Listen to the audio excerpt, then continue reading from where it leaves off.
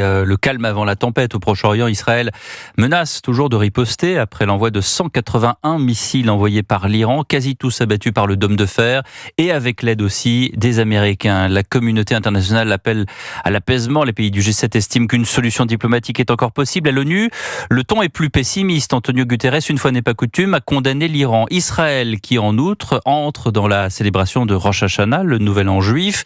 Partons tout de suite à Tel Aviv, rejoindre l'envoyé spécial d'Europe 1, Wilfried de Villers. Bonsoir Wilfried. Bonsoir Pierre, bonsoir à tous. Israélienne qui aujourd'hui est endeuillée par la perte de 8 soldats au Liban.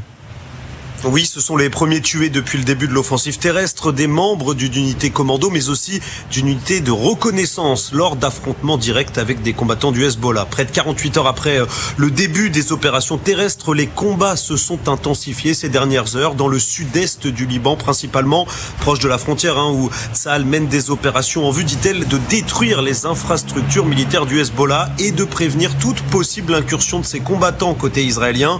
Dans le même temps, au lendemain de l'attaque de l'Iran, la question de la riposte israélienne est dans tous les esprits. Benyamin Netanyahou a de nouveau affirmé que Téhéran paiera le prix fort.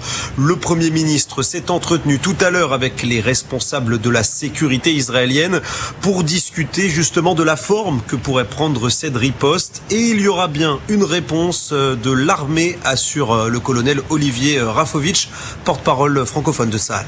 Il est clair que nous allons réagir et répondre à cette attaque. Et l'Iran ici mène la région, le Moyen-Orient, le monde dans une escalade extrêmement sérieuse, extrêmement grave. Nous avons la capacité de frapper n'importe où au Moyen-Orient, a quant à lui déclaré le chef d'état-major Herzi Halevi, qui précise que l'armée israélienne a la capacité de localiser les cibles importantes. Elle l'a montré d'ailleurs à plusieurs reprises ces dernières semaines. Merci Wilfried de Villers, envoyé spécial d'Europe 1 à Tel Aviv. L'Union européenne recommande aux compagnies aériennes d'éviter l'espace aérien iranien. Et puis en Europe, des tirs et des explosions ont visé la nuit dernière les ambassades d'Israël au Danemark et en Suède. Par chance, il n'y a pas eu de blessés.